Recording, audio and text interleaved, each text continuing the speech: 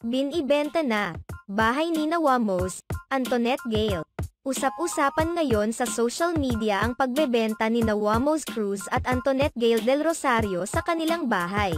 Agad na umani ng samut-saring reaksyon at komento mula sa mga netizens ang ibinahaging post ni Antoinette Gale sa kanyang social media account kung saan ipinahayag niyang ibebenta na nila ni Wamos ang kanilang bahay na fully furnished. Sa nasabing post, ipinasilip din ni Antoinette ang ilang bahagi ng kanilang bahay para may matingnan ang mga potential buyers.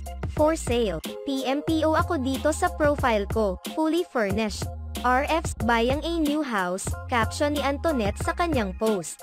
Nilinaw naman ni Antoinette na talagang bibili sila ng bagong bahay ni Wamos kaya binibenta na nila ang bahay nila.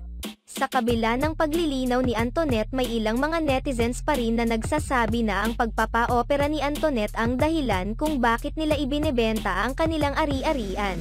Samantala, ipinagtanggol naman sila ng kanilang mga fans kung saan ipinunto nila na walang kinalaman ang mga bashers kung ubusin man ni Antoinette ang pera nila sa pagpapaganda.